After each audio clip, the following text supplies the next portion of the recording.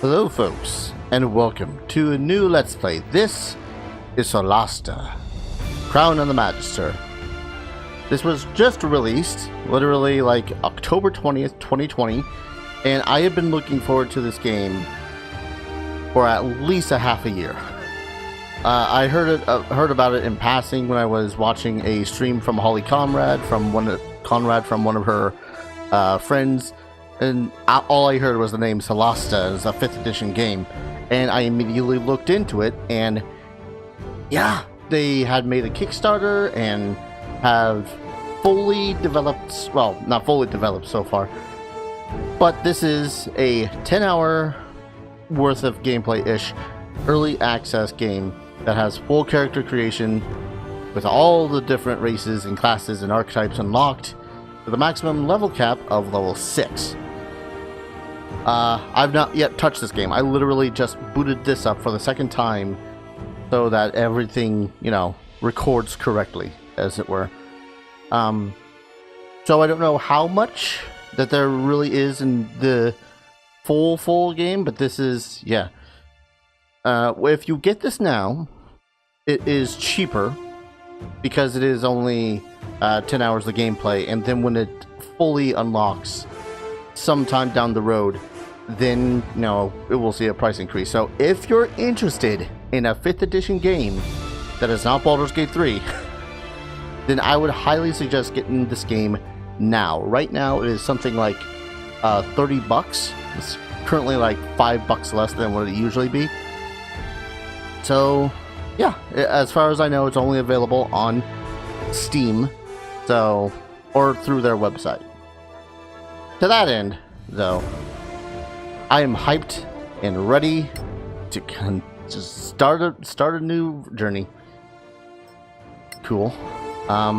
So this first episode, I'm likely going to be just making characters, as relatively easy as 5th edition is to make characters.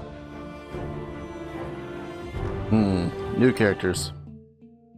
Ancestry selection. I kind of like that they can't change it from race to ancestry, although race still typically makes sense when it comes to Dungeons and Dragons, but I digress. Alright, so we got Hill Dwarf. We got other dwarf. Snow Dwarfs. Half-elves, which I believe can benefit from ancestries. Got humans. High elves. And Sylvan elves.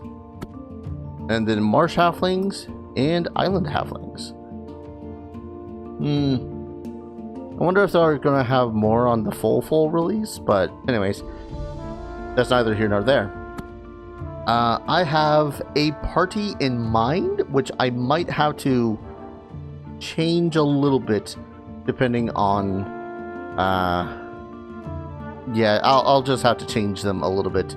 So I'm going to go with a human first. He's a dude. Character class determines a profession, granting special features listed on the right. New powers and even subclasses are granted at higher levels of experience. Each class also offers a set of equipment, which you can customize.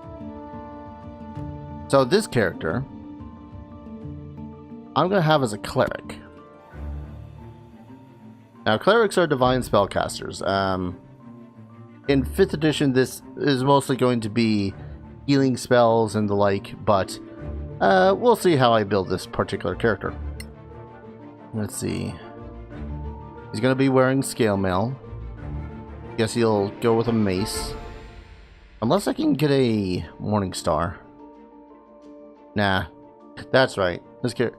So I'm not basing this off of a older group. I've already went through the Temple of Elemental Evil with a particular group. I went through this through D&D Tactics with the same sort of group. I'm going to be going through this with a new party. So we get to select our divine domains.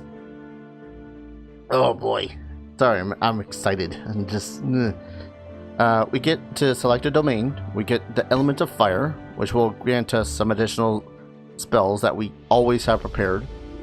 A resistance to fire. Ooh, that's nice. Additional cantrip in the way of Firebolt. And then at second level, we can use our Channel Divinity ability to cause just this fiery explosion within 12 cells, or 60 feet. And Dexterity halves that. Use your reaction to become immune to your domain element so it heals you instead of wounding you. That is awesome. Where the hell are these domains in the base game? The elemental domains pretty much have this same sort of thing. Pushed away. Elemental immunity. More spells. Oh, fly at 5th level? Or cleric? I don't think fly is a cleric spell at all. Got sun, which might have to go sun depending. When you cast Sacred Flame, your target has disadvantage on the saving throw. Holy shit, that's actually pretty cool. Bonus cantrip, light. Engulf a visible enemy within 6 cells, causing 1d8 radiant damage plus 2 per cleric level. And cause be blinded condition. Ooh, nice. Indomitable light, summon a sphere of sunlight which affects light sensitive creatures and negates areas of darkness. Also, soothing hand. Heal an ally and remove 1 detrimental effect. Combat. A lot of combat based spells. Gains martial weapon proficiency. As an action, gain 3 temporary hit points per cleric level. Nice. Defensive strike. Use Channel Divinity to add 1d6 to your damage and stun your target. And the damage increases every 3 levels above 2. So this will only make it to 2d6, seeing as we're limited to 6th level. Allies in adjacent cells gain +1 on attack, damage, AC, and saving throws as the Herald of Battle ability. That's nice. Law, kind of probably really boring. The ones that are based off of alignment have always seemed like one of the more boring sets to me, if you ask me. Heroism, Shield, Branding, Smite, Hold Person, Counterspell, Lightning Bolt. Proficient at Intimidate, Advantage on Intimidate. Advantage on rolls to resist being shoved or moved by magical means. Holy Retribution, when a melee attack damages you, may cause your reaction to channel divinity and strike back using a melee weapon, adding 2d6 plus cleric level and psychic damage. Okay, that's pretty sweet. Casting an attack spell to impose disadvantage on your target's saving throw.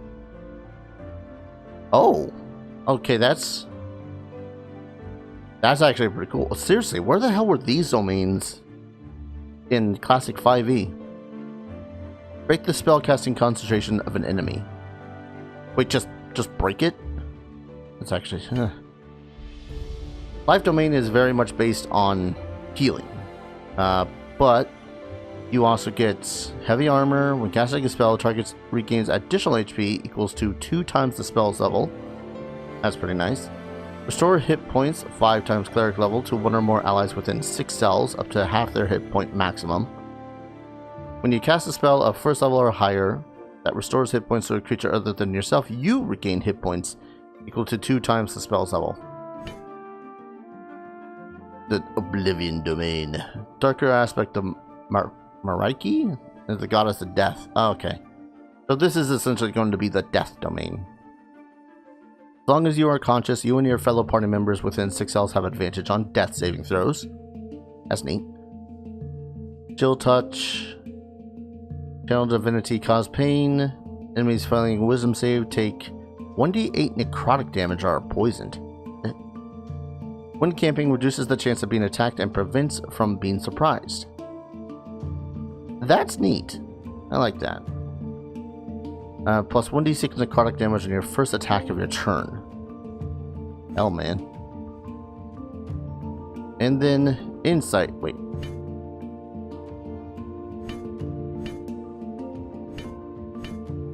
I found a typo. Insight domain spells. Detecting, see invisibility, remove curse, all that fun stuff. Advantage on ability checks using Arcana, History, and Nature. Nice. You always know the odds when choosing between dialogue choices that include an ability check. That's a little meta. Foreknowledge. See the immediate future and dodge your enemy's attacks better. For 1 minute, the first attack made against you After your turn, suffers disadvantage. And advantage to detect traps, hidden doors, and objects. So insight kind of works like a kind of works more roguish if you were to end up getting these abilities. But that is not the character. The character is very much a cleric of light, and thus of the sun.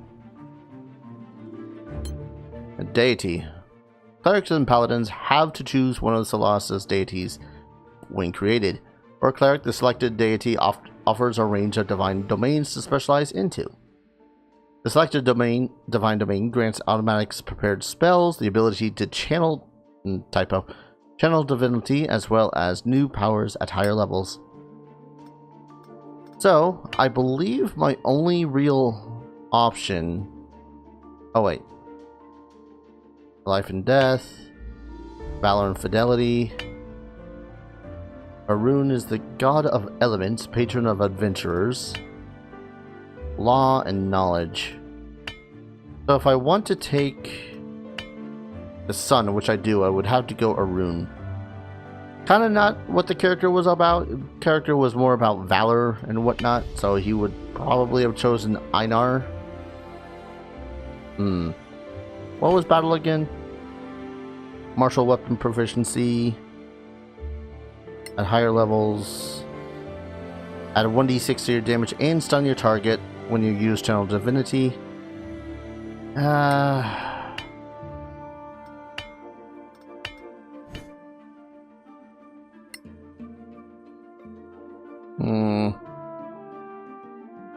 Here's Sunlight. Yeah, if I want to go with how he was built, he would be a Sun Cleric of Arun. If I want to go with how he's... Yeah, I'm gonna go Einar. It's more true to the character, not necessarily to the build. And I'm more about the character than I am about the build. Background determines the character history prior to adventuring life. The background offers equipment and proficiencies, but also the ability to select personality flags. Personality flags determine the social behavior of the character during narrative sequences. The alignment determines the moral affinity of your character. In Solasta, the alignment is a second form of personality customization. You can create strong personality aspects by combining the same flag from the background and the alignment. The resulting personality is summarized at the bottom left of the screen, where the deepest color represents the strongest personality. Well, in this particular character's life, he was a lawkeeper of sorts. He was a guard. He was a town guard. Let's see. He's probably more prone to lawfulness. He was very neutral good, though. Help those in need? Hell yeah.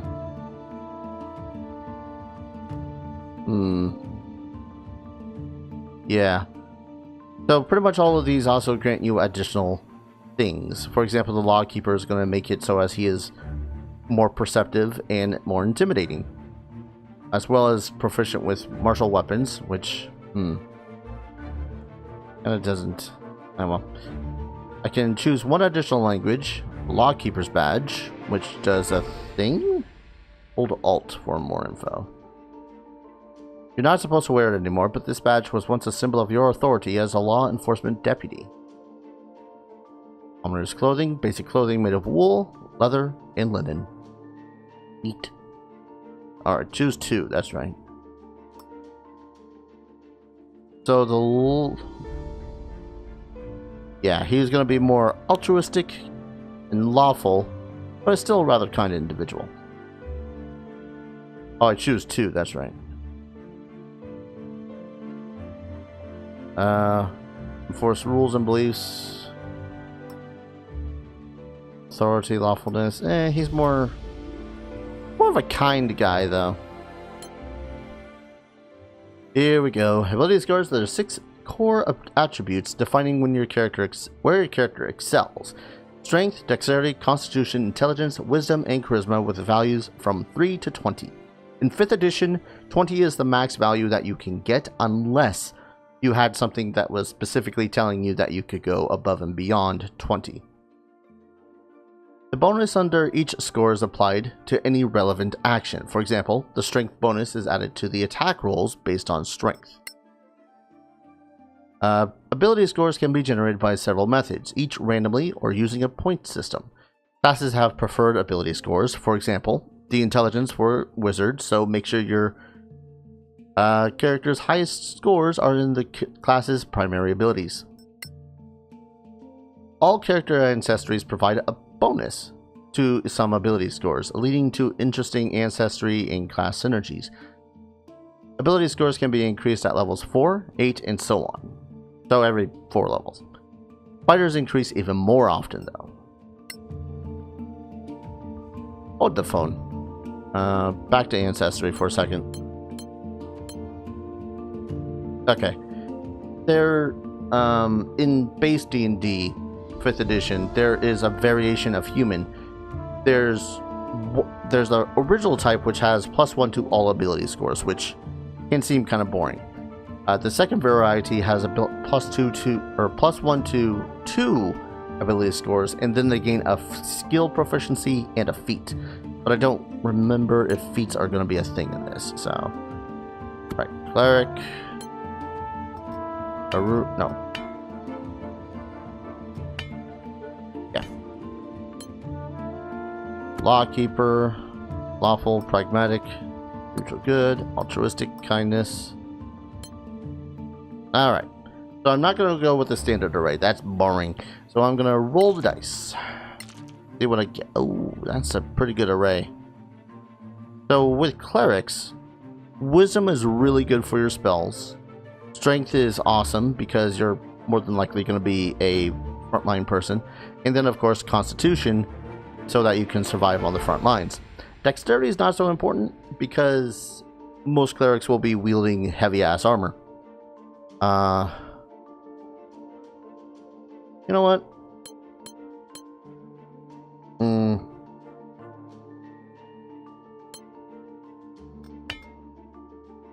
Yeah, now I keep on wavering back and forth between whether or not I want a rune or Anar, but Anar would probably just be better overall. Sorry. Lawkeeper, lawful, pragmatic, altruistic, kindness. Alright, cool, it kept the scores. So, to that end, let's see. I could put there, and then I can put these into pretty much anything and it won't matter too much. Honestly, 9 in dexterity, ancestry, charisma.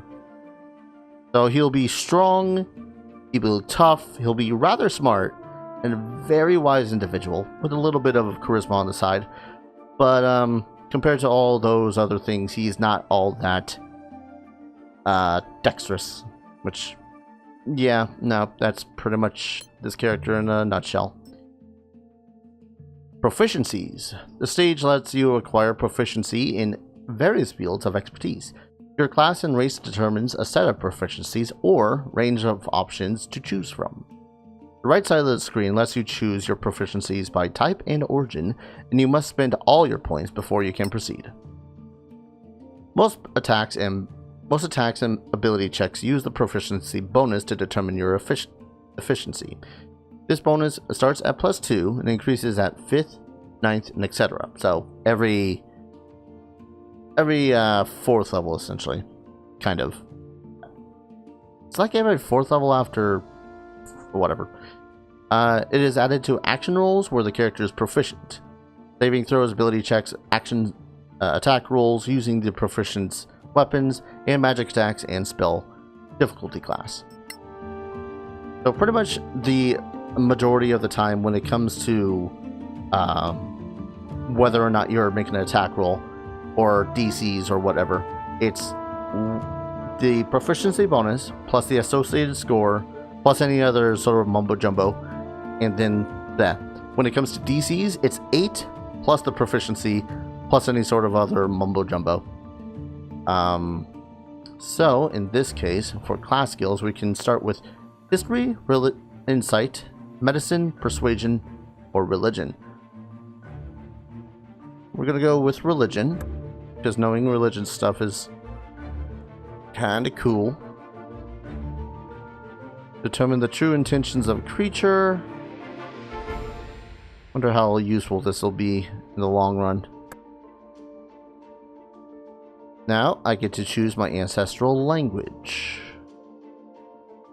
Old Tamaran? Originated from Tamar, the lost world of humans. Been protected and transmitted since the Cataclysm. That's neat, but from where this character was from, he spoke with a lot of elves, or a lot of dwarves. Yeah, we'll go with Old Tamarian. Maybe that'll help down the line. Spells and magic. Some classes have access to magic spells right away. Others have to reach a higher level or select a subclass. This screen lets you choose which spells the character will be able to cast. Some classes and SRCs have access to cantrips. The character must select the allotted cantrips from the provided list. Cantrips are simple spells which can be cast indefinitely, without spending a spell slot as opposed to main spells. Each provides a list of spells tailored to the class flavor. For example, clerics have healing powers, while wizards can harness the power of the elements. Some classes can access all the spells from there, while others, like the wizard, must collect from their spell list, while others must collect them in a spell book. And finally, some classes require you to select and prepare their spells through a long rest, while others are free to use their known spells provided that they have remaining spell slots. So the way that the cleric works is that they have this huge spell list, and they can pretty much select them as they want. Now, when it comes to clerics, they start with 3 cantrips, and they will gain, I think, 1 more throughout the course of their adventure. I'm going to go with Sacred Flame, which acts as a kind of a spell that will singularly target 1 foe. They must make a dex save or take a d8 radiant damage. Increase the ability's checks for a limited time. Additional 1d4 to an ability score. Light, because he is human. Resistance would be nice, but I think guidance would be easier or better in the long run. Stabilizes a dying creature. Well, if I'm any better or whatever. Alright, and then identity. The final stage of character creation allows you to customize the appearance and identity of a character. You can freely select all available options and require a valid first name to complete the character creation process. Oh boy. Okay. Let's see. I don't want a softer face. A little bit of a tan to him. Ugh, not jaundice. I'm kind of aiming for a military cut. That's not a military cut. I don't know what the hell hairstyle that is. I suppose that's gonna have to do. Let's see. Hair color. And yes, my character is this character is essentially, you know, I'm such an idiot. Oh, I owe you my life. no. You can take it. You can do it. What a fantastic leap. That's impressive. You're still standing. Yep, that works. So this character, where's the name?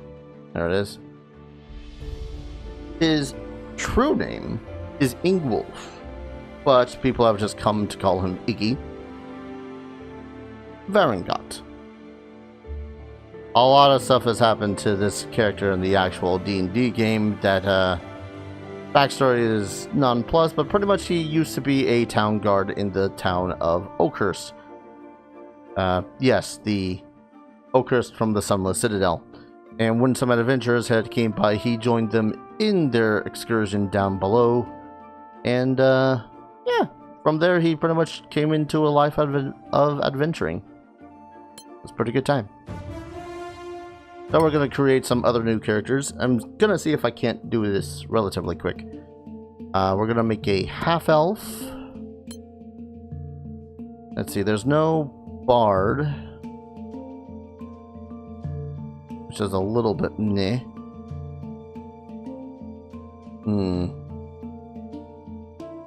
He always did fancy himself a bit of a duelist.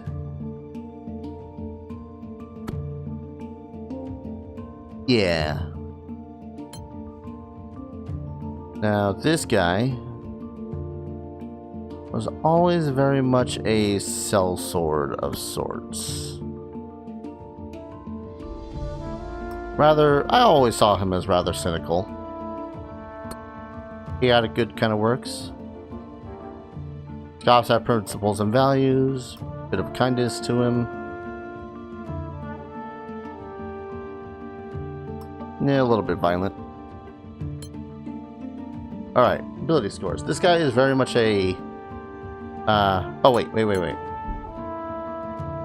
Edit equipment. Longbow. He's going to go with a rapier. And shield. Light crossbow. He's already got the longbow, so he doesn't really need the light crossbow. What's the difference between the pack and... Healing remedy. No, Dungeoneer's pack. Whew. That would have been weird. Let's see, a little bit more violence, cynicism. Cynicism. A little bit kind. Alright. Where's I? He is a half-elf, which means that he gets a +2 to his charisma. But otherwise, he is a very... very dexterous individual. Wonder if I can't get it as high as I could. If I find another 17... Yeah, I'll go with this. Nah. Oh, there we go. 18... Oh. A little bit of optimization here, but... Let's see. So... Yeah, I keep on forgetting that since he's half-elf... Oh, sorry. Increase 2 other scores by 1 point each. We'll go with... I can't put Dex twice, otherwise I would. Let's see. Prismatic Mofo. Wasn't always that strong. And then... more smart than he is wise. More like a wise ass. Haha. Anyways. Some character classes allow a selection of a fighting style. This fighting style grants you specific advantages to using combat techniques and equipment. Some character classes are granted a secondary fighting style at higher classes. So this character, if I recall correctly, let's see, no other weapons, gain +2 to damage rolls in that hand, +1 bonus to AC while wearing armor, +2 bonus to attack rolls with ranged attacks. When you roll a 1 or a 2 when you're using a two-handed weapon, you can re-roll the die, but you must use the new result. You can select a creature within 5 feet of you and as a reaction impose disadvantage on attack rolls made against that creature. And you can add your ability score modifier to the damage of the second attack. Because the way that two-weapon fighting works in this is that you take your action to attack, and then if you've attacked, you can use your bonus action to make a second attack. But that bonus action's attack is not made with the damage bonus from your dexterity or your strength. In this case, though, he's going to go be a duelist. Go figure. Ancestry skills. Acrobatics. Bit of stealth. Actually, wait. Change that. Oh, because I can select anything. Alright. Intimidation. Persuasion. A little bit of deception, because he was kind of always a big liar. Let's see. Perceive. History. Ancestry. Languages. He knows Elvish and Common already. That's right. I specifically remember him going, I'm gonna learn Orcish because it's a tough sounding language. Because it's a tough sounding language, it'll be more intimidating to yell that in combat. Alright. So this guy had longer hair. I want to say it wasn't jet black, but a very soft face, why don't we? Green eyes, I think. About right for the physique.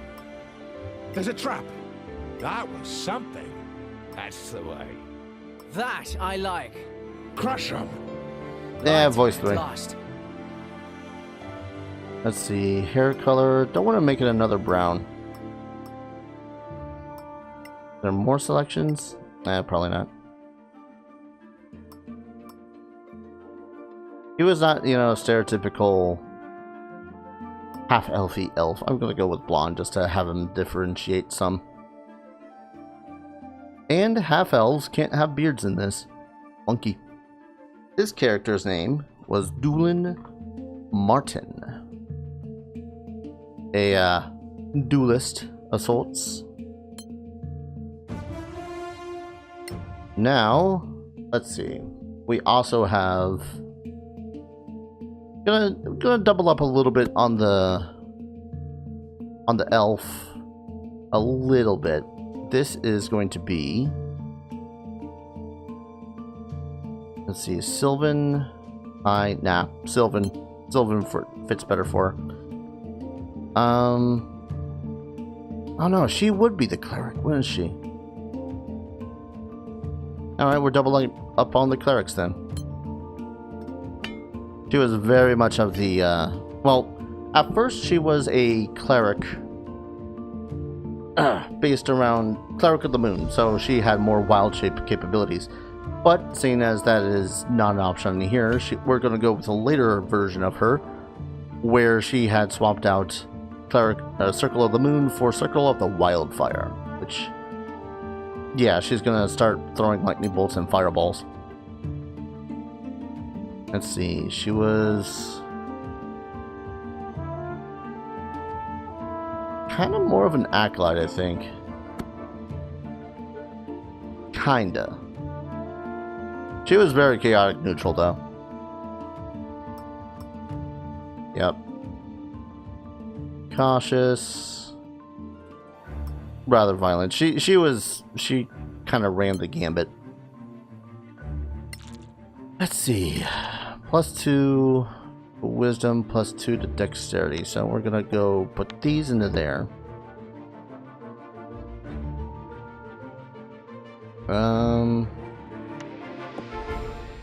Yes, I know it suggests strength, but wait. Did that thing again. Mace or warhammer, scale mill or leather. Just gonna go with leather.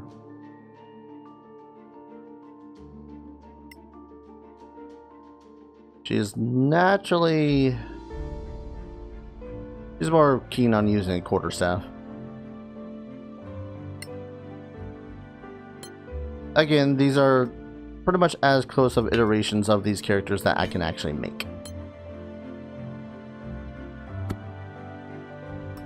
Because not everything... like, I use a lot of... I used a lot of third-party rules and whatnot as well.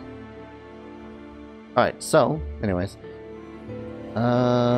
She was not very charisma-y.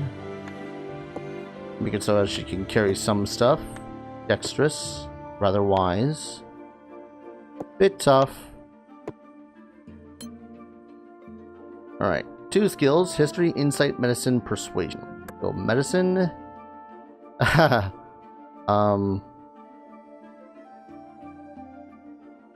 okay, she naturally gains nature. We'll go history. Background languages. He already knows Dwarven, Elvish, and Halfling. Kind of amazing there. We'll go with Giant. Yeah, Giant's good. Now spells. She gains Firebolt from her domain. We'll go Spare the Dying, Sacred Flame. And this time she's going to go Resistance. Now this. Let's see. Any of these faces? Yeah, that's a friendly face.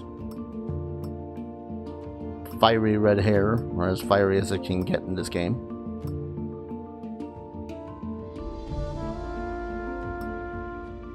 Kind of like that. Physique. You've trained well.